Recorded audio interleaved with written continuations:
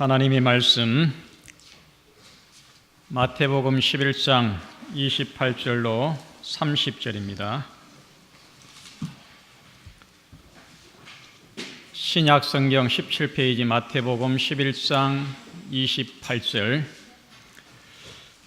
제가 먼저 읽겠습니다. 29절을 함께 읽어주시기 바랍니다. 수고하고 무거운 짐진 자들아 다 내게로 오라. 내가 너희를 쉬게 하리라.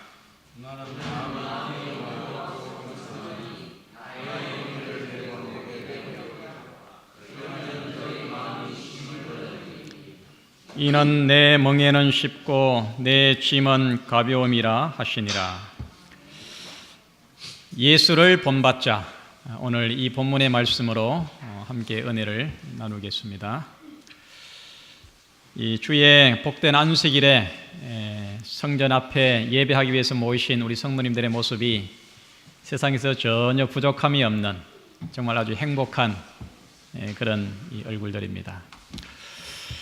이 꽃샘 추위가 좀 싸늘하지만 저희 집 이 담벼락에 라일락 나무가 있는데 상당히 싹이 이제 많이 나왔습니다. 이제 머지않아서 꽃이 피고 향기가 아주 진동할 것입니다. 우리 모두의 생애에도 부활의 새 생명이 충만한 그런 이 부활의 봄을 맞이하기를 간절히 바랍니다. 한 위대한 랍비가 북쪽 나라에 가서 그 나라를 시찰하고 오도록 두 사람의 시찰관을 파견을 했습니다. 그 나라를 잘 시찰하고 오라고 그렇게 보냈는데 두 명의 시찰관이 가서 이렇게 말했습니다. 내가 이 마을을 시찰하고 싶은데 이 마을을 지키고 있는 사람들을 좀 만나게 해 주십시오. 그렇게 했더니 그 마을 사람들이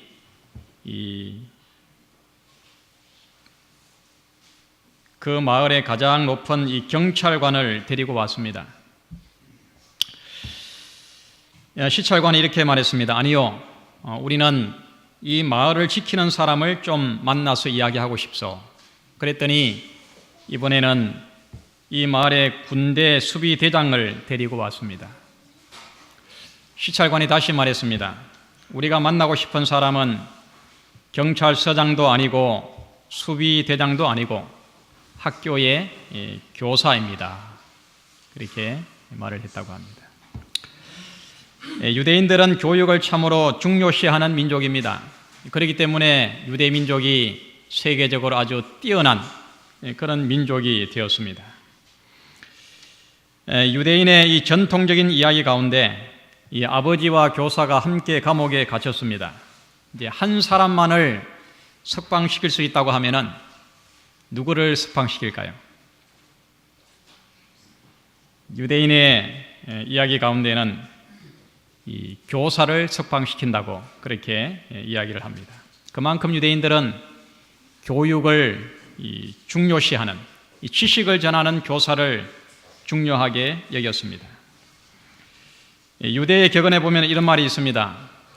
학자를 초청한 적이 없는 식탁은 신의 축복을 받을 수 없다. 유대인들의 교육은 주로 식탁에서 이루어집니다. 이 밥상 교육을 아주 중요시합니다. 그 식탁에 이 학자를 초대한 적이 없는 이 식탁은 신의 축복을 받을 수 없다. 참 그들이 얼마나 이 교육을 중요하게 여기는지를 이 격언을 통해서 우리가 엿볼 수 있습니다. 고사성어 가운데 이 3인행이면 필유아사라라는 말이 있습니다. 세 사람이 함께 길을 걸어가면 그 중에 반드시 한 사람은 나의 스승이 있다는 말입니다. 오늘 읽은 이 본문에 보면 예수님께서 우리를 초청하고 계십니다. 수고하고 무거운 짐진 자들아 다 뭐라고요? 다 내게로 오라고 우리를 부르고 계십니다. 이런 세상에 이처럼 위대한 초청이 있겠습니까?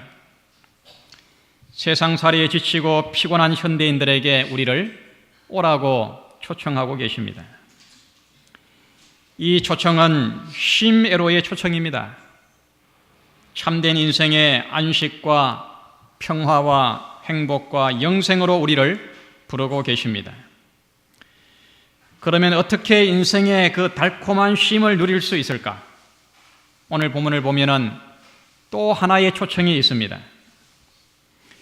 우리를 참된 쉼으로 초청을 하면서 그 쉼을 누릴 수 있는 또 하나의 초청을 하고 계십니다.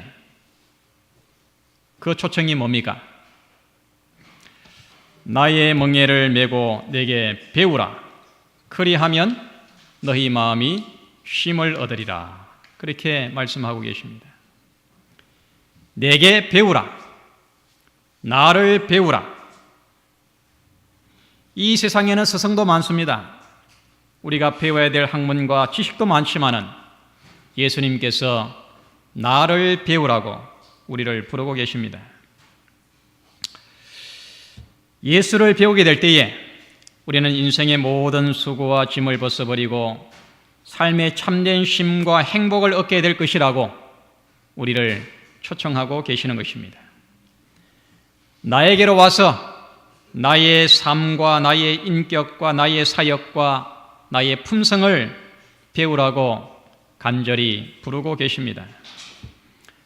요한복음 13장 15절에 이렇게 말합니다. 내가 너희에게 행한 것 같이 너희도 행하게 하려 하여 본을 보였노라. 예수 그리스도는 우리가 배워야 될 참된 모본이십니다.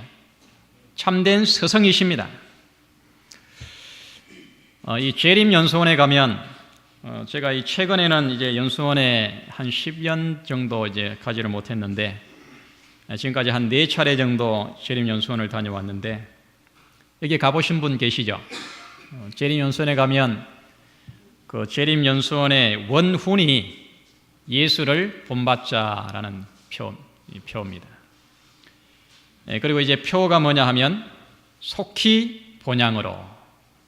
참 이 원훈과 표가 참 마음에 깊이 와닿습니다. 예수를 본받자.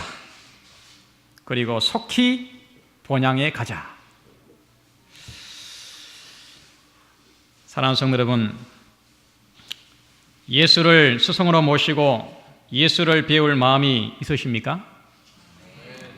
삶이 피곤하고 힘드십니까? 인생이 무거우십니까? 나날의 삶이 혼란하고 어둡습니까? 인생의 진정한 쉼과 자유와 행복이 그립습니까? 그렇다면 예수를 배우시기를 간절히 바랍니다. 예수의 삶을 본받기를 간절히 바랍니다. 예수를 나의 스승으로, 나의 교사로, 나의 멘토로 모시기를 바랍니다. 하늘에서 사람으로 이 땅에 오신 예수, 사람들에게 참 지식과 지혜를 가르치기 위해서 오신 그 완전한 예수, 그의 삶과 인격과 그의 사역과 그의 품성을 우리가 배워서 예수의 삶이 우리의 삶을 통해 온전히 드러나는 그런 신실한 하늘학교의 학생들이 되시기를 간절히 바랍니다. 오늘 우리는 이 본문을 통해서 첫 번째, 예수의 삶의 목적이 무엇일까? 우리가 예수를 배우는 그런 이 예수의 학생이 되어야 되는데, 예수가 이 땅을 살아간 삶의 목적이 무엇인지를 우리는 배워야 됩니다. 예수의 목적이 무엇이었을까요? 예수의 삶의 목적은 한마디로 구원이었습니다. 마태복음 1장 21절에 아들을 낳으리니 이름을 예수라 하라. 이는 그가 자기 백성을 저희 죄에서 구원할 자이심이라 하니라. 그 예수라고 하는 이름 속에 그의 삶의 목적이 들어 있습니다. 그 목적은 바로 구원인 것입니다. 자기 백성을 저희 죄에서 구원할 자라는 뜻이 바로 예수라고 하는 이름입니다. 누가복음 19장 10절에 인자에 온 것은 잃어버린 자를 찾아 구원하려 함이니라. 모든 사람이 마음의 쉼을 얻기 위하여 예수님께로부터 배워야 될 첫 번째 위대한 공과는 바로 삶의 목적입니다. 무엇을 위해서 살아야 되는가? 삶의 궁극적인 목적이 무엇인지를 우리는 깨달아야 하는 것입니다. 그것은 건강도 부귀도 명예도 성공도 행복도 아닙니다. 이것들은 하나의 부수적인 것입니다. 이 모든 것을 다 잃어버린다고 해도 반드시 얻어야 할 것은 이 구원인 것입니다. 죄로 인하여 잃어버린 하늘의 영생을 우리는 반드시 얻어야 합니다. 천국을 얻어야 됩니다. 참 생명을 얻어야 됩니다. 이것보다 더 중요하고 더 가치 있고 시급한 것은 없습니다. 예수님이 가르치신 교훈과 그가 베푸신 이적을 보게 되면 그 모든 말과 행동의 궁극적인 목적은 바로 구원이었습니다. 마가복음 2장에 보면 예수님께서 한 중풍병자를 치료하는, 고치는 그런 이적을 우리가 볼 수 있습니다. 예수께서 저희의 믿음을 보시고 중풍병자에게 이르시되 소자야 내 죄 사함을 받았느니라 하시니, 그 중풍병자가 자기 혼자 움직일 수 없어 가지고 그 네 사람에 의해 가지고 들것에 의해 가지고 예수님께 왔는데 예수님께 가까이 갈 수가 없습니다. 그래서 예수님이 가르치고 있는 그 집에 지붕으로 올라가서 구멍을 뚫어 가지고 그 밧줄로 예수님 앞에 달아내렸습니다. 예수께서 그 믿음을 보시고 그에게 이렇게 말하는 것입니다. 소자야 내 죄사함을 받았느니라. 지금 이 중풍병자가 가장 시급하게 필요로 하는 것이 뭡니까? 낫는 것입니다. 병이 고쳐지는 것입니다. 건강을 회복하는 것입니다. 그러나 예수님은 단순히 그 병자의 그 병만을 고쳐준 것이 아닙니다. 소자야 내 죄사함을 받았느니라. 몸이 치료되는 것보다 더 시급하고 중요한 것은 바로 죄사함을 받고 구원을 얻는 것입니다. 마태복음 20장에 보면은 야고보와 요한의 어머니가 예수님께 와서 청탁을 합니다.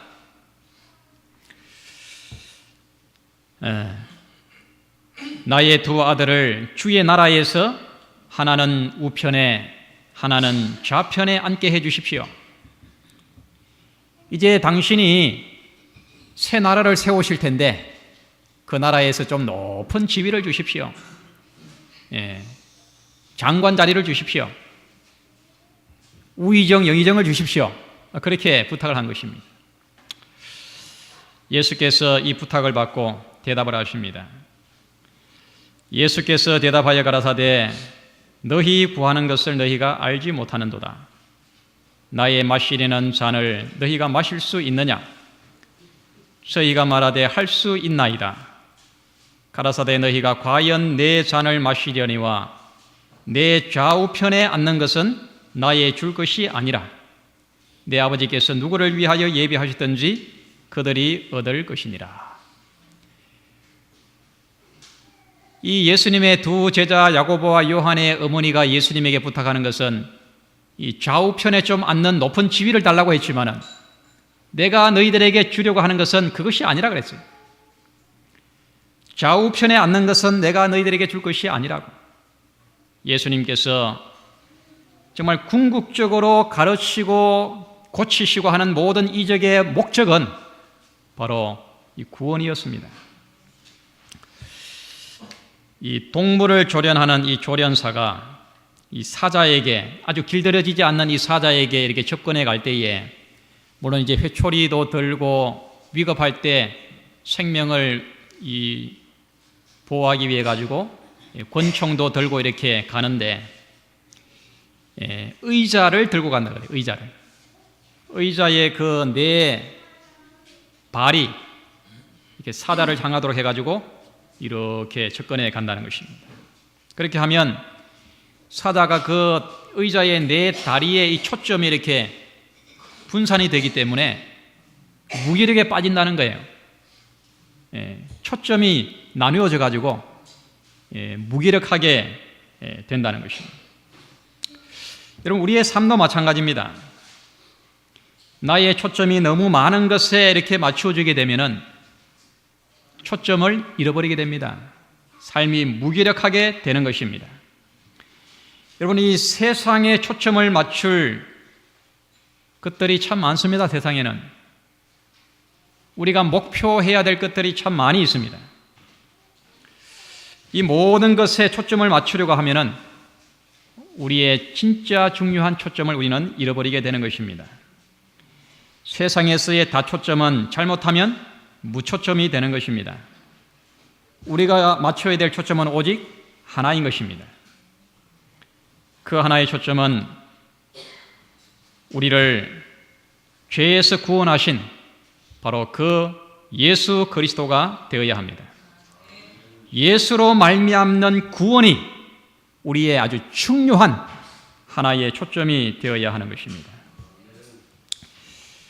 부조와 선지자에 보면 517페이지에 여러분, 이 구약에 보면 이 도피성이라고 하는 것이 있습니다. 이 도피성은 이 실수로 부지 중에 사람을 죽였을 때에 이 사람을 도망을 해가지고 보호해주는 그런 이 제도인데, 이 살인자가 고의적으로 사람을 죽인 그런 살인자가 아니라 이 실수로 이 무계획적으로 사람을 죽였을 때에 그 살인자가 도피성으로 반나절 안에 도망을 가야 할 수 있는 것입니다. 여기에 대해서 이렇게 설명을 합니다. 도피성으로 도망하는 자는 조금도 지체할 수가 없었다. 가족과 직업을 모두 버려야 했다. 산하는 사람들에게 착불을 고할 시간도 없었다. 생명이 위태롭기 때문에 안전한 땅으로 피하는 이 한 가지 목적을 위하여 다른 모든 이해관계를 포기해야 하였다. 피로도 있고 어려움도 돌아보지 않았다.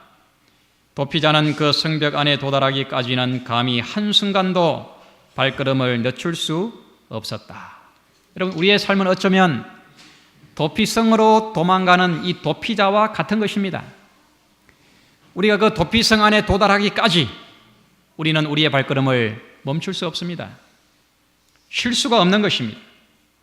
다른 그 무엇도 이것을 대신할 수가 없는 것입니다. 여러분, 이 구원은 오늘입니다. 구원은 내일의 일이 아닙니다. 구원을 내일로 연기하거나 미루어서는 안 되는 것입니다. 예수님께서 삭개오에게 이렇게 말씀하십니다. 예수께서 이르시되 오늘 구원이 이 집에 이르렀으니 이 사람도 아브라함의 자손이미로다. 구원은 내일 임하는 게 아닙니다. 구원은 바로 오늘 이 시간, 이 순간에 임해야 하는 것입니다. 히브리서 3장 13절에 오직 오늘이라 일컫는 동안에 매일 피차 권면하여 너희 중에 누구든지 죄의 유혹으로 강팍해 됨을 면하라. 시편 51장 12절에 다윗이 이렇게 기도합니다. 주의 구원의 즐거움을 내게 회복시키시고 자원하는 심령을 주사 나를 붙드소서. 시편 51장은 그 유명한 그 회개이십니다. 그가 간음죄를 짓고 살인죄를 지은 이후에 그가 깊이 회개하고 하나님께 자복의 기도를 드리는데 그 12절에 주의 구원의 즐거움을 내게 회복시켜 주시고 그렇게 기도를 하고 있습니다. 여러분, 바로 오늘 지금 이 순간에 내 속에 구원의 즐거움이 살아 있습니까? 구원에 대한 확신이 있으십니까? 여러분, 우리의 삶의 유일한 목적이 구원임을 꼭 잊지 마시기를 바랍니다. 구원보다 중요하고 가치 있고 시급한 것은 이 땅에 없습니다. C.S. 루이스는 이렇게 말했습니다. 천국을 지향하면 세상을 덤으로 얻을 것이다. 그러나 세상을 지향하면 둘 다 잃어버릴 것이다. 우리의 목표는 이 세상이 아닙니다. 건강도 아닙니다. 부귀도 아닙니다. 명예도 아닙니다. 성공도 아니고 출세도 아닙니다. 구원에다가 나의 목표를 맞출 때에 이 모든 것들은 덤으로 주어지는 것입니다. 예수의 구원을 향한 흔들리지 않는 그 삶을 여러분 꼭 삶에 온전히 배우게 되기를 간절히 바랍니다. 예수를 본받아야 될 두 번째는 예수의 삶의 동기입니다. 예수를 움직인 동인이 무엇인가? 예수는 어떤 동기에서 그가 말하고 행동을 했는가? 예수의 삶의 동기가 뭘까요? 그것은 바로 사랑이었습니다. 마가복음 1장 40절로 41절에 보면 한 문둥병자가 예수께 와서 꿇어 엎드려 간구하여 가로되 원하시면 저를 깨끗게 하실 수 있나이다. 41절에 보면 예수께서 민망히 여기사 손을 내밀어 저에게 대시며 가라사대 내가 원하노니 깨끗함을 받으라 하신대. 여러분, 인생의 참 쉼을 얻기 위해서 예수에게 배워야 될 두 번째는 바로 삶의 동기입니다. 동인입니다. 내가 무엇을 말하고 행동하고 활동하고 생활하는 그 동기, 나를 움직이는 동인이 무엇이 되어야 하는가? 예수를 움직인 동인은 바로 사랑이었습니다. 무화적인 사랑이 그를 말하게 하고 그를 행동하게 했습니다. 예수는 사랑의 동기에서 교훈하고 책망을 했습니다. 예수는 사랑의 동기에서 병자를 고치고 이적을 행하시고 봉사하시고 하루 종일 분주하게 땀 흘려 일하셨습니다. 그의 마음속 깊은 곳에서 우러나오는 사랑이 아니면 그는 어떤 말도 어떤 행동도 하지 않으셨습니다. 여기 한 문둥병자가 예수님께 와서 간청을 합니다. 여러분, 이 문둥병은 당시에 죽음의 병이었습니다. 서로 대면할 수 없도록 사람에게서 사회에서 완전히 격리된 아주 저주의 병이었습니다. 그런데 예수님께서 그 문둥병자의 몸에다가 손을 얹었습니다. 여기에 본문에 있는 말씀처럼 예수께서 민망히 여기사, 이 민망히 여겼다는 말이 무슨 말이냐 하면 영어의 filled with compassion이에요. 동정심으로 가득 찬 그 마음이 바로 민망히 여기는 마음입니다. 예수님께서는 그 문둥병자를 볼 때에 그 마음속에 동정심이 가득 찼어요. 그에 대한 사랑이 아주 간절했습니다. 그런 마음으로 그 문둥병자의 몸에다가 손을 얹은 것입니다. 손을 얹을 수 없는 것입니다. 사랑이 아니면, 마음속에서 우러나오는 동정심이 아니면 그렇게 할 수 없는 것입니다. 요한복음 11장 33절에도 그의 친구 나사로가 죽었을 때에 예수께서 그 우는 것과 또 함께 온 유대인들의 우는 것을 보시고 심령에 통분히 여기시고 민망히 여기사 그 마음속에서 깊은 동정심으로 인한 그런 사랑이 뜨겁게 흘러나오는 것입니다. 요한복음 4장 3절로 4절에 보면 예수님께서 유대에서 지금 이제 사마리아로 가는 그런 장면인데, 이 갈릴리로 가는 길에 이제 사마리아를 통과해서 가시는 길인데, 여러분, 이 유대에서 수가까지, 이 사마리아까지는 약 한 30km의 거리입니다. 여러분, 30km를 걸어서 간다고 하는 것은 상당히 먼 거리예요. 여러분, 그 당시에 유대인들이 이 사마리아 지역을 통과하는 것은 아주 정오와 반대와 편견에 사로잡혀 가지고 서로 상종하지 않는 그런 이 관계였습니다. 그런데 예수님께서 유대를 떠나서 다시 갈릴리로 가실새 사마리아로 통행하여야 하겠는지라.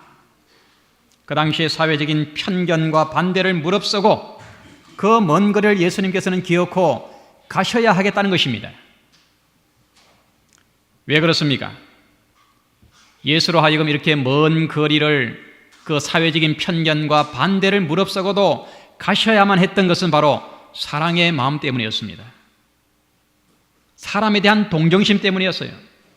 왜냐하면 세상에서 버림을 받고 희망을 잃은 한 여인을 만나기 위해서, 사마리아의 그 한 여인을 만나기 위해서 예수님께서 그 사마리아로 기어코 가셔야 했던 것입니다.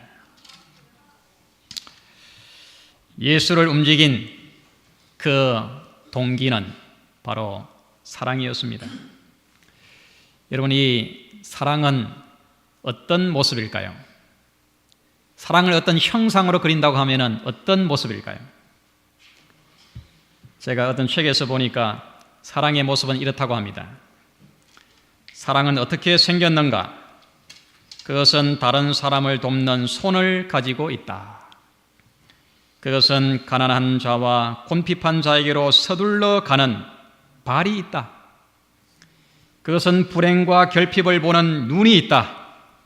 그것은 사람들의 한숨과 슬픔을 듣는 귀를 가지고 있다. 사랑은 그렇게 생겼다. 여러분, 사랑으로 우리의 손이 움직이게 하고, 사랑이 우리의 발을 정말 나를 필요로 하는 자들에게 달려가게 하고, 사랑이 나의 눈을 떠서 정말 도움을 필요로 하는 그들을 보게 하고, 사랑이 사람들의 신음을 듣게 하는 그런 귀를 가진 그런 사랑의 사람들이 되기를 바랍니다. 여러분, 이 사랑은 마약과 같다 그럽니다. 중독성이 있습니다. 영국의 심리학자 마르 스텐이라고 하는 이 박사가 연구를 해보니까 사랑을 하게 되면 마치 마약을 먹은 것 같은 똑같은 증상이 우리 신체에 나타난다는 거예요. 그래서 뇌에서는 이 각성 효과가 나타나서 신경 전달 물질인 도파민이 아주 많이 분비가 되고, 심장은 평소보다 3배나 더 빨리 뛴다 그럽니다. 사랑을 하게 되면.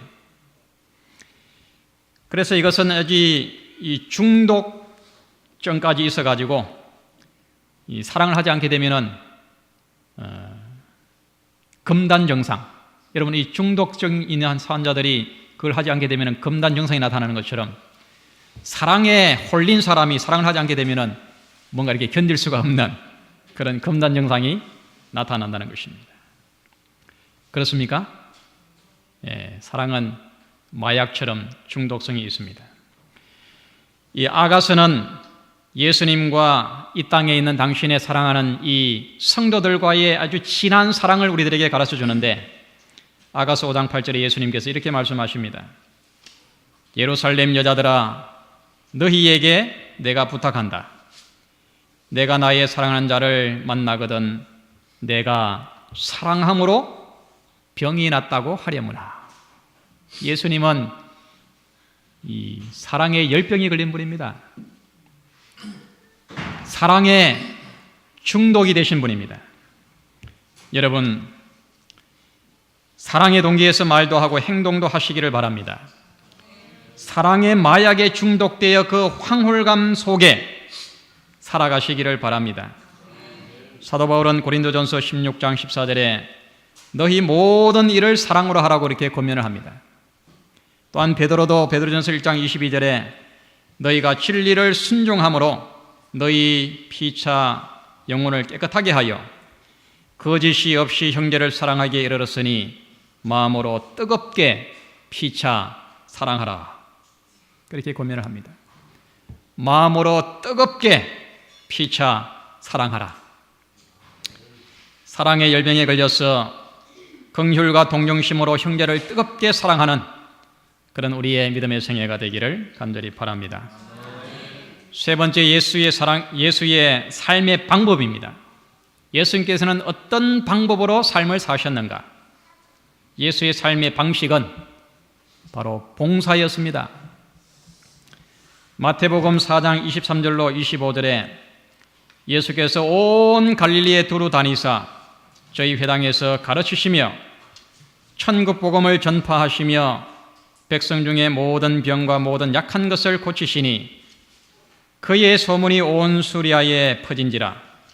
사람들이 모든 앓는 자 곧 각색 병과 고통에 걸린 자 귀신 들린 자 간질하는 자 중풍병자를 데려오니 저희를 고치시더라. 갈릴리와 데가볼리와 예루살렘과 유대와 요단강 건너편에서 허다한 무리가 쫓으니라. 예수님은 쉼이 없이 줄기차게 봉사하셨습니다. 누가복음 22장 27절에 앉아서 먹는 자가 크냐 섬기는 자가 크냐 앉아서 먹는 자가 아니냐 그러나 나는 섬기는 자로 너희 중에 있느니라. 예수님은 그 무리 중에 언제나 섬기는 자의 자세를 가지셨습니다. 예수의 삶의 방법은 봉사였습니다. 무화적이고 이기심이 없는 봉사였습니다. 대가를 바라지 않고 영혼의 피로를 위해서 그는 수고하고 애쓰고 땀 흘리고 일하셨습니다. 나누고 베풀고 섬겼습니다. 보수를 위하여 생계를 위하여 부의 축적을 위하여 일하지 않았습니다. 오직 이타적인 봉사가 그의 삶의 방법이었습니다. 이 땅에 존재하는 모든 만물의 존재 방식은 바로 봉사입니다. 자기 자신만을 위해서 존재하는 만물은 하나도 없습니다. 모두가 다 나누어주고 상대방의 필요를 채워주고 그들을 위해서 섬기고 서로를 위해서 봉사하는 것이 만물의 존재의 방식입니다. 사람을 병들게 하고 인생을 불행하게 하고 영성을 시들게 하는 원수는 바로 내 속에 있는 이기심입니다. 이기심으로 가득 찬 사람은 절대로 남을 위해서 봉사의 삶을 살 수가 없습니다. 예수님께서 요한복음 12장에 미랄의 교훈을 말씀하시면서 시대소망에 보면 이렇게 말합니다. 시대소망 623페이지에 자기 희생의 법칙은 자기 보존의 법칙이다. 참 위대한 말입니다. 한번 따라하겠습니다. 시작. 자기 희생의 법칙은 자기 보존의 법칙이다. 반대로 자기 욕심의 법칙은 자멸의 법칙이다. 시작. 자기 욕심의 법칙은 자멸의 법칙이다. 정말 나를 건강하게 잘 보존하기를 원하면 희생하면서 봉사를 배우시기를 바랍니다. 알버트 시바이처는 섬기는 법을 배운 사람만이 행복한 사람이다. 정말 행복한 사람이 되기를 원한다면, 정말 행복한 삶을 원한다면 먼저 섬기는 법을 꼭 배우셔야 합니다. 윈스턴 처칠은 이렇게 말했습니다. 우리는 일함으로 생계를 유지하지만 나눔으로써 인생을 만들어간다. 땀 흘려 일하는 것은 그저 먹고 마시고 살아가기 위한 것이지만은 정말 우리의 인생을 만들어주는 것은 땀 흘려 일한 다음에 그것을 나누어 줄 때에 정말 우리의 삶을 풍요롭게 만들 수가 있습니다. 마가복음 3장 20절에 예수의 삶을 이렇게 말합니다. 집에 들어가시니 무리가 다시 모임으로 식사할 겨를도 없는지라. 참 예수님의 생애는 정말 분주하셨어요. 정말 피곤하셨습니다. 정말 잠시도 쉴 만한 겨를이 없었어요. 식사할 겨를도 없을 만큼 분주했습니다. 이 모든 것들이 다 이기심이 없는 나눔의 봉사였습니다. 봉사의 삶이 참된 나를 만들어줍니다. 이기심이 없는 이타적인 봉사의 삶이 진정으로 나를 행복하게 만들어줍니다. 시대봉사 159페이지에 아무것도 보려해 두지 않고 봉사를 위하여 자신을 주님께 바치는 모든 사람에게는 청량할 수 없는 결과를 얻을 수 있는 능력이 주어진다. 하나님께서는 이와 같은 사람들을 위하여 큰 일을 하실 것이다. 그분께서는 사람들의 마음에 역사하심으로 이 세상에는 그들의 생애에서 장래의 약속이 성취된 것을 볼 수 있게 해 주실 것이다.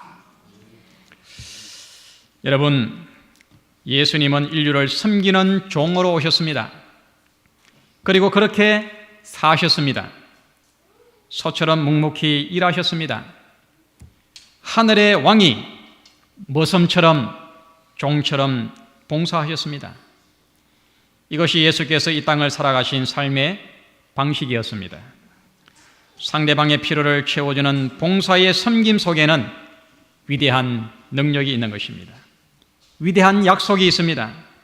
우리도 그렇게 예수님처럼 이기심이 없는 봉사의 삶을 살게 되기를 간절히 바랍니다.